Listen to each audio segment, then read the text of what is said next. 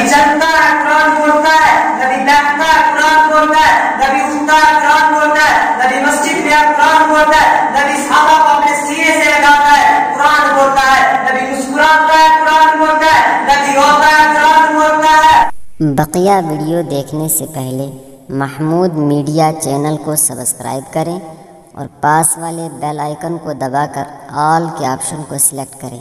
جزاک اللہ۔ آج میری تقریر کا عنوان ہے شان مصطفیٰ صلی اللہ علیہ وسلم۔ انشاءاللہ میں آپ حضرات کے سامنے حضور صلی اللہ علیہ وسلم کی شان کو بیان کرنا چاہتا ہوں۔ حضور صلی اللہ علیہ وسلم کی شان ایک اٹھتا ہوا سمندر ہے۔ آپ کی سیرت کا کوئی بھی حق ادا نہیں کر سکتا۔ کسی انسان میں یہ قوت نہیں وہ کہے کہ میں نے حضور صلی اللہ علیہ وسلم کی سیرت کا حق ادا کر دیا۔ ایک آدمی نے علامہ بشیری سے کہا اگر آپ سیرت بیان کرنے کا حق ادا نہیں کر سکتے تو سیرت بیان کرنے کی کیا ضرورت ہے؟ علامہ بشیری نے کہا ہماری مثال مصر کی اس بڑھیا کی ہے جو یوسف علیہ السلام کو خریدنے کے لیے ایک روئی کی گٹھڑی لے کر آئی تھی، اور کسی نے پوچھا تھا اماں تیری اس روئی کی گٹھڑی سے یوسف خریدا جائے گا؟ تو کہنے لگی بات یوسف علیہ السلام کو خریدنے کی نہیں ہے، اصل میں بات یہ ہے کہ کل قیامت کے دن خدا تعالیٰ پوچھے گا کہ یوسف علیہ السلام کا خریدار کون کون تھا، تو اس میں میرا بھی نام آ جائے گا۔ قرآن کہتا ہے وَرَفَعْنَا لَكَ ذِكْرَكَ، اے نبی پاک صلی اللہ علیہ وسلم ہم نے آپ کے ذکر کو اور آپ کی شان کو اونچا کر دیا۔ میرے دوستو، نبی چلتا ہے قرآن بولتا ہے، نبی بیٹھتا ہے قرآن بولتا ہے، نبی اٹھتا ہے قرآن بولتا ہے، نبی مسجد میں قرآن بولتا ہے، نبی صحابہ کو اپنے سینے سے لگاتا ہے قرآن بولتا ہے، نبی مسکراتا ہے قرآن بولتا ہے، نبی روتا ہے قرآن بولتا ہے۔ میرے دوستو، نبی پاک صلی اللہ علیہ وسلم کی ایک ایک ادا قرآن بولتا ہے۔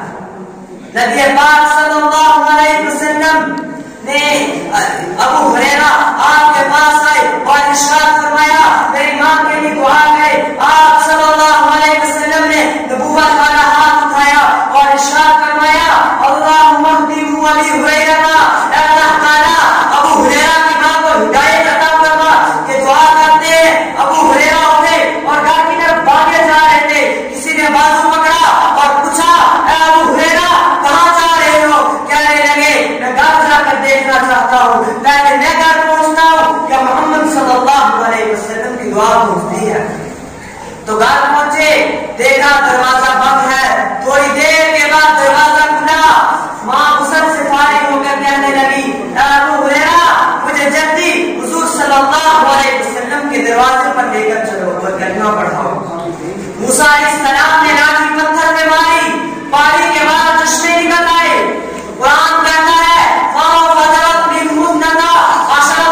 پانی کے چشمے کا نکلنا ہر ایک قیاس ہے، اگر کے خلاف نہیں۔ پانی کے چشمے تو پہاڑ سے نکلتے ہیں، پانی کے چشمے کا پہاڑ سے نکلنے میں جتنا بڑا کمال ہے اس سے بڑا کمال حضور صلی اللہ علیہ وسلم نے دنیا کو درجہ کے موقع کے اوپر دکھایا۔